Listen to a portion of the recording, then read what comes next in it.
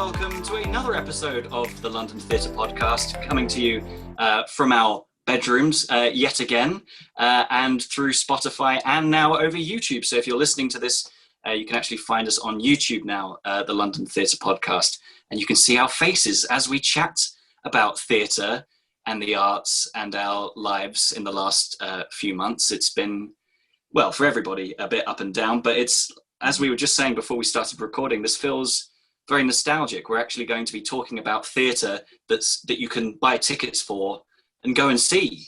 We're going to be talking about something that's actually happening rather than theoretical kind of when the hell is theatre coming back. Newsflash in, it's coming back. It's coming back right now.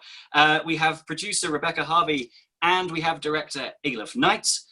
Welcome both of you to the London Theatre Podcast. How are you both doing today? Good, thank you. Good. Very good, Tom. Thanks for giving us. It's a pleasure. It's a pleasure to have you now that the weather has cooled down. My fan arrived today from Amazon, and it arrived 4 days too late.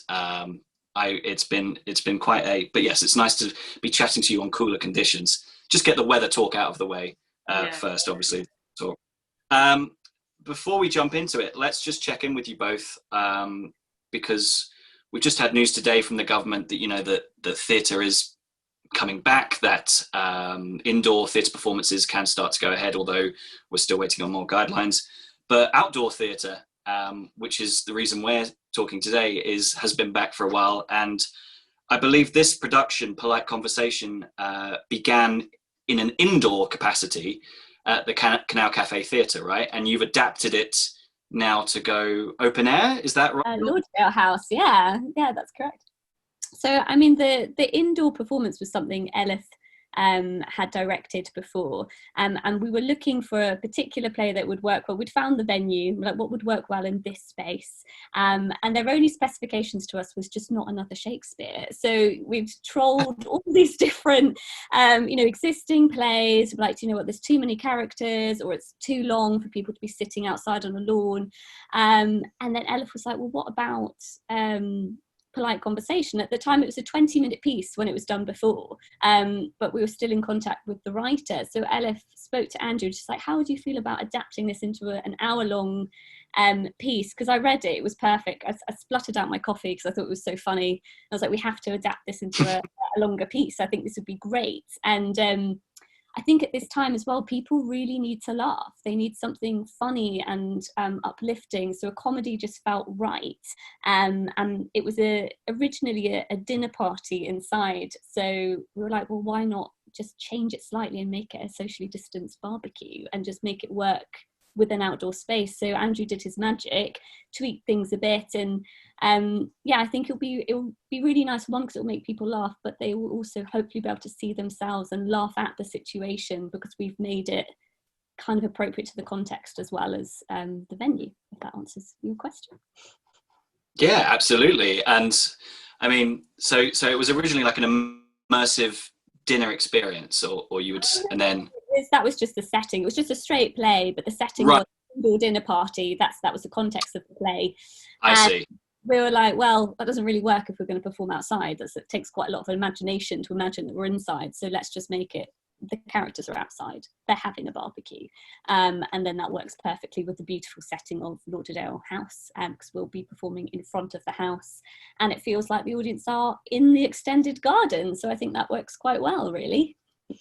Amazing. And it's quite a location change, because as lovely as the Canal Cafe is, this house is quite beautiful and amazing. So Elif, did that kind of change the setting at all when you were restaging it, in terms of like with the location? How did you go about sort of changing all of it around? Basically, we did it in the Canal Cafe Theatre, and then we also did it at the Union Theatre in Southwark. Oh, right. Yeah, I went from a very small space to then the Union Theatre, which was a much larger space. And myself and Rebekah have worked on the Crystal Egg in 3 huge spaces in the vaults. So for me, honestly, it wasn't a massive challenge to be going from, a small space to a big space, because I feel that I've done that before. And so the biggest challenge was finding the right piece.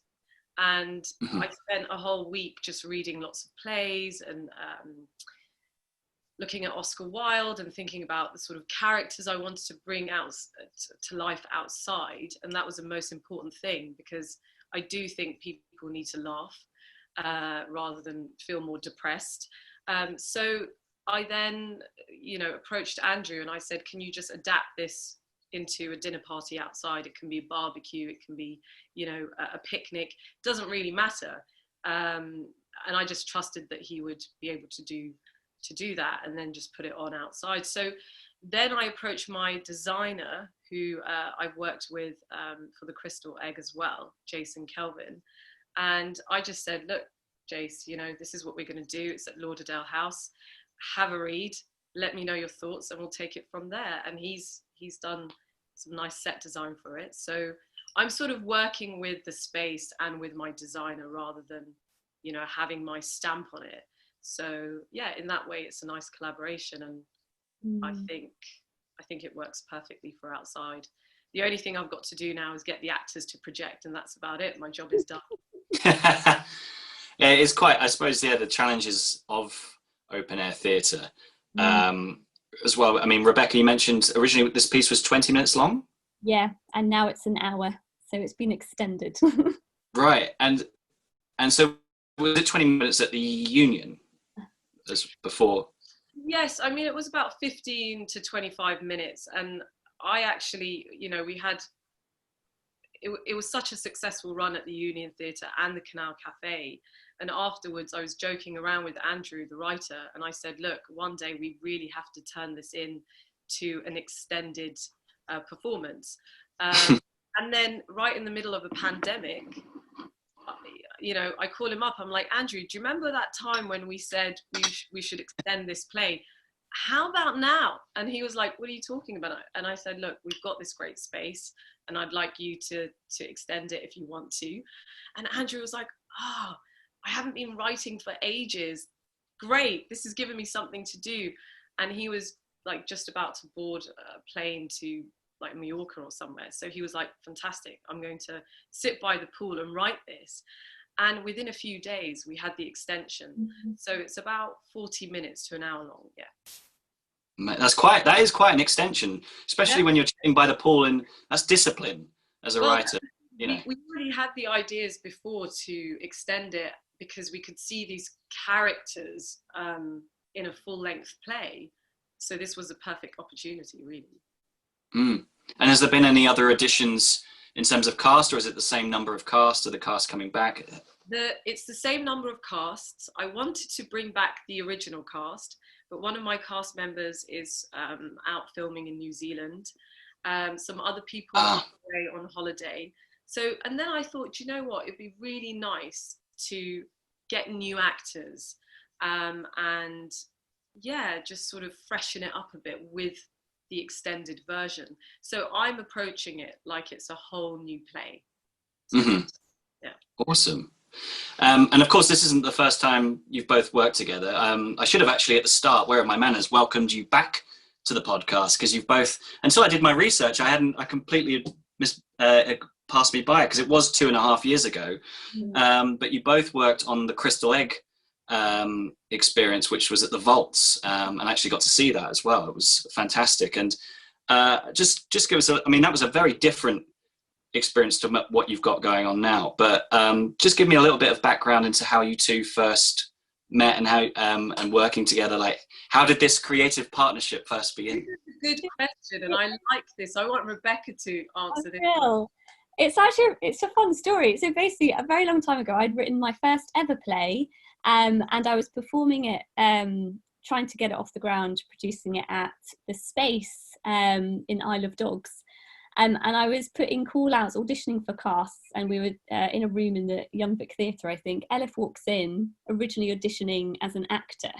And I told her about it. She wasn't right for the role. And she went, but listen here, I'm really interested in this piece and I want to help. Do you know, I actually direct as well. And she sold me the most perfect pitch. And I was like, do you know what? I want to give you a go. Let's like work with each other for a bit. Anyway, she ended up directing this piece for me, transforming it. There started the creative partnership. And then when I was brought on as producer for the Crystal Egg, I was like, I know a perfect director for this piece. And I brought in Elif Knight. So there we go. That's how that started. Wow. I thought, Elif, maybe like when you started directing that first piece, you might have gone, you know, these actors aren't really working for me. I know an actor who could do this, me. And you sort of like wormed your way back in. Okay. Oh, wow. That's good. What a great, what a great story. Like, just, I mean, that's just proof of why you can't just be one or the other. It's just, you know, to be interchangeable like that and have more strings to your bow. And look at you now, you know, making work in a pandemic. Yes. Brilliant. We should just talk a little bit about, I think, you know, being creatives in lockdown. I mean, the fact you approached the writer and said, we've got this idea, and his response was, oh my God, I've not written anything in ages. And that kind of restarting the creative fires, as it were, because has it been quite you know, in terms of lockdown, was it quite stagnant for you both? And then this is the project, and then, or I mean, how's your lockdowns been, I suppose, creatively? It's been very, for me, I mean, I'll let Elif answer for herself, but it was very interesting. So at the start, it seemed quite stagnant, and it's like, well, what do I do other than tutor? And then I was working on a film for a bit, and then all of a sudden, Elif approaches me with this idea, and I was thinking of the window, and I was like, flip, like if we were going to put on an outdoor play, we have the fastest turnaround I've ever done before in my life if we're going to produce this. So since she pitched the idea and we decided it was happening, it has been the fastest whirlwind I think that I've ever had in lockdown and getting a play off the ground. But yeah, before that it was very odd, and it felt like, you know, balancing your creative thing or trying to keep myself creative, maybe doing a bit of writing here, a bit of tutoring there, dreaming a bit there, you know, updating website here, up until this point where we decided to take a massive risk in making something and just go for it. But that was, you know, Elif definitely initiated that process. In lockdown, I was getting close to finishing a comedy piece that I was writing for television. But I was also coaching actors online as well, because for about 12 years I've been working with a method acting coach from the Actors Studio called Jack Waltzer. During lockdown, I suggested to him to give classes to all his students all over the world, London, LA, Paris, New York, acting classes. And that started to happen. So we were doing online classes on Zoom with 50 students every evening for a month.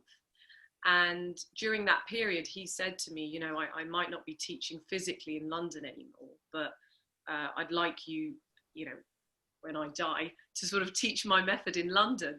So I thought, I'm not going to wait till he dies, because this guy's going to outlive us all. And yeah. That's an insane request. When I die, carry on. Because he's the man now, you know, so we all go to him. And I just thought, well, you know, I'm really bored, so I need to do something. I've just finished writing. And I started giving some acting classes, one-to-one, to children and to amateur actors and to professional actors. So that kept me quite occupied, actually, during lockdown. And then I just thought, you know, this decimation of theatre and film and people just getting really down about it, it really affected me in a big way, but not that it made me depressed. It just sort of made me think, okay, what can I do that involves a group of people, a venue, and where I can do my bit for society, if you like. I really felt that I could give something, and I was, before lockdown, in talks with the Highgate Festival to potentially direct something for their festival this year, which ended up happening online, and I wasn't involved. But I just thought, I'm going to approach some venues in Highgate that, you know, I was potentially going to work for and with. And so I grew up in that area as well. And I just picked up the phone and called the organisers of Lauderdale House, and I said, listen, you know, I was going to do something for you for the festival, but obviously that's not happening now. But can I maybe do my bit in the sense that perhaps we can put on an outdoor play? And yeah, we spoke for ages with Catherine, the organiser, and she just said, come and have a meeting with me. And we sat outside and chatted for about 2 or 3 hours about lockdown, about theatre, about outdoor performances, about me going to school in Highgate, and all sorts of things really. And yeah, she just said, all right, you know, give me some time and I'll get back to you with a confirmation. And in that period, I spoke to Rebekah and I said, look, this may or may not happen, but let's get our actors together. Let's get our team together. Let's not have any expectations, but this is looking pretty likely. So let's just expect the unexpected and be prepared. So we didn't have an answer, and we actually didn't have an answer for a few weeks for various different reasons. But I think one of the main reasons were, at the time, we were waiting for government to say, yes, you know, you can do outdoor shows. And once that happened, soon after I got the go ahead from the venue. But between that period, for about 3 weeks, me and Rebekah were like constantly doing work. I was reading plays. I was getting onto Andrew to write the extension. I was getting potential actors on board. I was doing my homework. You know, I was onto the designer, all sorts of things really. And then there were moments where I thought, this might not happen at all, and I'm doing a lot of free work here. So I had to sort of pace myself because it took up a lot of myself and Rebekah's energy. But I think that's why me and Rebekah work really well together. We're sort of like, okay, this looks like it will happen, but we also understood it may not happen. And we kind of worked within those parameters. And I felt very hopeful. And I just thought, you know, I'm not doing this for me. I'm doing this for society. I'm doing this for Highgate. I'm doing this for the local community. We're doing this for actors. We're doing it for the designer and to collaborate. And I think that sort of good feeling really was really what made it kind of happen, if that makes sense, because everyone was grieving, and I just thought, you know, this might be a way of kind of lifting people's spirits, and the venue like that. So yeah. Amazing. And especially when 3 weeks can just feel like 3 months at the moment. Yeah. You know, I mean, fair play for keeping that momentum going, and the risk paid off because they said, yeah. And one question I wanted to ask about this adaptation and working around the government guidelines and stuff is, how are you rehearsing all of this new material that's going into this play? How are you getting the actors together and doing this under the social distancing parameters? I'll let Rebekah answer the first part, because we did have a Zoom meeting where she explained everything sort of COVID related to me. So I'll let you explain that bit, and then I'll get onto the rehearsals. Yeah. The advantage for this is I was already working as a COVID health and safety supervisor on a film, so it kind of felt perfect. This is almost like sneezing out a risk assessment in comparison with what that one was. So the advantage of this is because it's outdoors, where we can rehearse outdoors, obviously that's massively helpful. But otherwise, it's been a case of keeping actors literally 2 meters apart, which under normal circumstances, that might be quite restrictive, but because the context is a socially distanced barbecue, it's kind of okay. We're making it part of the comedy, or, you know, Elif's doing a really good job of making that part of the comedy. So when we are in indoor spaces, it's just keeping them apart, making sure all those windows are open. We've got disinfectant for them. You know, they don't share their props. They've got hand sanitizer. And, you know, when they were all welcomed, I was like, welcome to the production. So happy to be working with you. Here is the list of COVID guidelines, you know, so it's just been a bit different. But I think, thankfully, because it's new writing, we're lucky in that we have been able to make that kind of part of the scripted action, rather than it seeming like a really odd thing that they're all standing apart and not. Anyway, I'll let Elif take over in terms of how, because she's been on the ground working with the actors and rehearsals. So when I had the meeting with Rebekah about, you know, how to work safely with COVID guidelines, I already felt pretty clued in the sense that, you know, since lockdown, I've been wiping everything down. I've got loads of hand sanitizers at home. I've got my wet wipes, everything like that. So all I had to do before rehearsals was prepare. You know, when pregnant women go to hospital, they have like a hospital bag. Well, I had like a rehearsal bag with like cleaning products in it. So I had my, you know, wet wipes, and the correct ones, because not the antibacterial ones, but you need the antibacteria and virus ones. So I ordered all of that online. And you've got to look out for a special number on the back of each packaging to make sure it's the one that kills viruses and not bacteria only.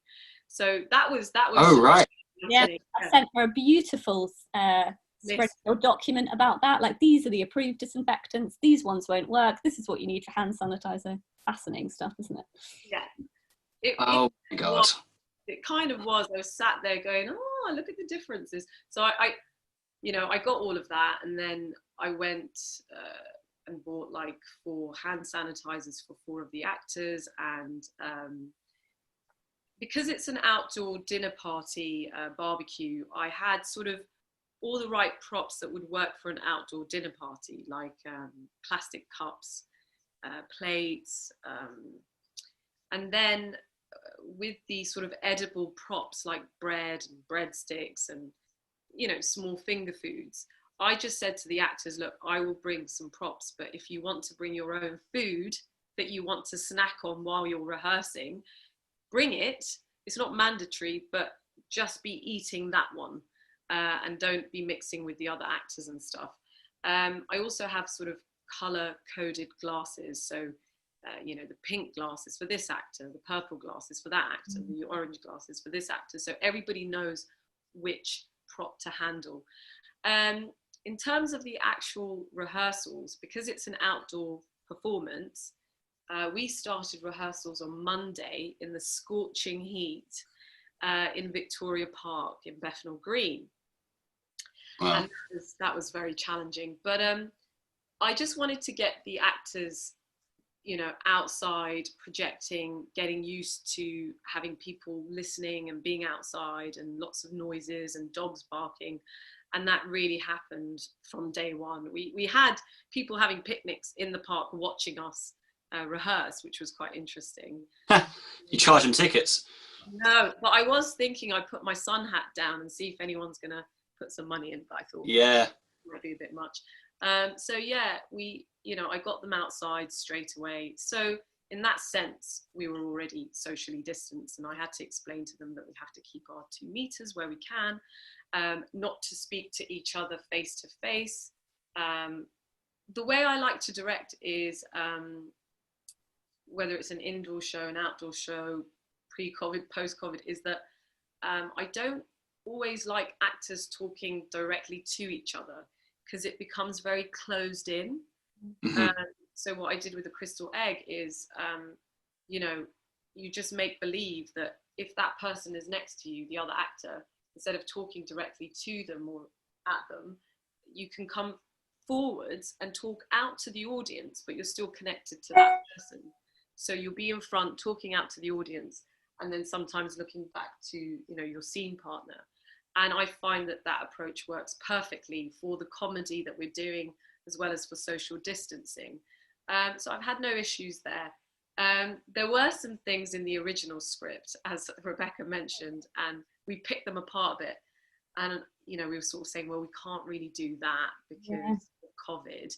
But then we've both found really imaginative ways of showing humour in a different way because of social distancing. And I don't want to say what that is, because I want to come and watch. Of course. We can mention that we have removed a part where there was someone putting an item of food in someone else's mouth, and I read the new revised edition. I'm really sorry, Andrew, but absolutely no way. There'll be no ham put anywhere. They've replaced food with a swab, have they? So now they're just swabbing each other's mouths. Swabbing each other from a distance. What I will say though is there's a lot of hand gel involved. Yes. In the comedy, so yeah. Which kind of? I hope that answers your questions. I mean, we're following the guidelines. We're making it part of the comedy. We're making part of the script. And because we're outside, it's just, it feels and is a bit more safe. Because I'll be interested now that some of the theatre venues are being opened, how people will feel going into an indoor setting, we have masks and all of that. Obviously here in Lauderdale House, we're outside on the tea lawn. Some people might be wearing masks, but I'm sure most people won't be because we're outside. So it does feel safer, and the venue has marked out some lines on the grass to, sort of separate people into their own little bubbles and stuff like that. Is there restrictions on how many you can have in an audience in terms of like? Yeah, so it depends. Well, for them, it depends on space and whether you can give them enough space. So because they've drawn out these squares, you can have a household in a square. So I think 2 to 4. So depending on the people book together or not, we could have, sometimes we might have a smaller audience because they've all booked in pairs, and sometimes we might have a bigger audience because they've booked as a house of 4. But I think the capacity is around 80 on that lawn. Oh wow! Yeah, so it's quite good, and they have been selling out other shows. So let's feel hopeful, shall we, that we might get that as well. Fingers crossed. Brilliant. But yeah. I mean, I'd love to get the numbers because I just would love for a lot of people to see theatre in a time where there isn't much theatre. So it's not about let's have sell-out tickets. It'll be nice to have 20 people. It'll be nice to have 80 people. It doesn't really matter for me, but I would love to see people sort of back watching theatre, whether it's indoors or outdoors or on Zoom. I think it's really important for people's mental health. It's important for creativity. And that's why me and Rebekah are doing this. It's certainly not for the money. We are doing this out of theatre and collaboration and a group effort. That's lovely to hear, because I know you say like, oh, we're not in this for the money, and I know that joke gets often passed around, but then there's still the craziness of the hustle and the Edinburgh Fringe and the vaults, and it's like, well, then where are we going to go next? And we've got to have these reviewers in and this, that and the other, when actually what you're saying is we just want people to laugh and lift them out of that kind of depressed bubble that we've all been in, which is really what it's all about. If anything, that's helped us maybe reconnect a bit more to why we do this in the first place, and actually what we get out of it as well as what the audience do. So that's really refreshing for you to say. Yeah, I mean, because we know that some film productions and television and stuff are going ahead, but some of these things that are going ahead, there's a lot of money behind them and insurance and all sorts of things. We don't really have that with what we're doing. So we really are doing it just for the creativity and just for the love of it, really. It feels like it could only happen with like individuals taking a risk. Being part of some of the industry discussions around theatre, it's been all these problems around, can the venue afford the insurance, or can we, whereas, as you say, this just feels different. It feels like we just desperately wanted to make something again. And I'd recently had a conversation with, there'd been a young stage manager and various creatives that I'd mentored like right at the start, and they just hearing that they'd lost all of their work and were doing an NHS job or being a delivery driver, and just feeling that there's just a desperate need to do something so that people can work again, even if it's offering them, not a lot of money, but something to employ them, felt important. Fab. And I think one more question just before we sort of close things off is, having now, you're going into doing this outdoor performance, is there scope for then that going to other outdoor venues, or is the thought just sort of do this one and then we'll see? Would you want to do more, for example? Do you know what? I hadn't thought about it until 2 days ago during one of the rehearsals outdoors, because we had so many people gravitating towards action. That's what it was. I mean, clearly, either some people in the public were thinking, oh, there's someone here having an argument or whatever was happening in the scene, but they clearly had scripts in their hands too. So whatever was going on, people were fascinated. And so what happened, and we were under a pagoda in the park, and like lots of people just came, and you know, a couple of girls sat down, had a picnic, and then a large family came and watched, and some people walked around us, and it felt really nice. And it gave me the idea that, you know, it doesn't need to stop here. And my personal feeling, and this is really just my feeling, is that I don't think this virus situation is going to go away anytime soon. And until we have a vaccine that has been tried, tested, and all that other stuff, you know, we might be looking at a few years of restrictions. And if that means that we're going to have more outdoor performances, then definitely I think this is a way forwards. If another venue thinks, oh, this is a great troupe of actors and a director and a producer who are doing this, and they want to, you know, let us use their venue to do it in other venues and other places around England and the United Kingdom, then great.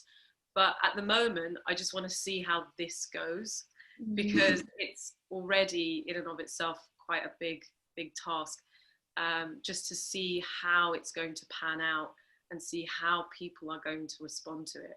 But one thing I'm really sure about is that when people come and watch it, they're just going to have a nice picnic, come rain or shine, and they're just going to have a good time. And that's what it's all about.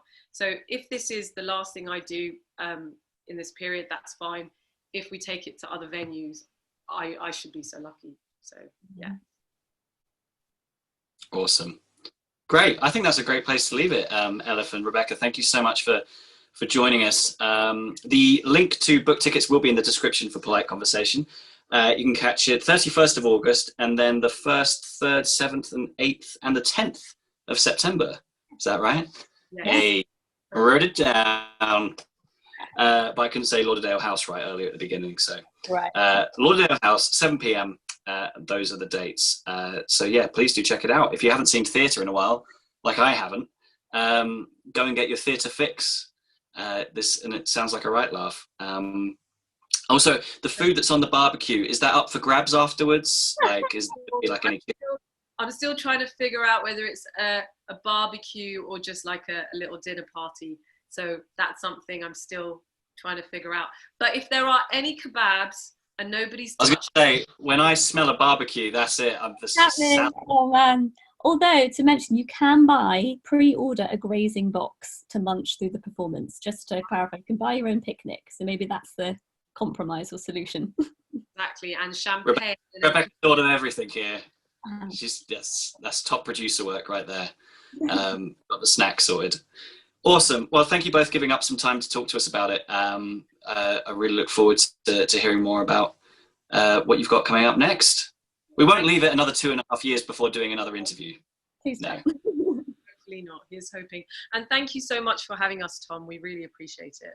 Yeah. Oh, my pleasure. My pleasure.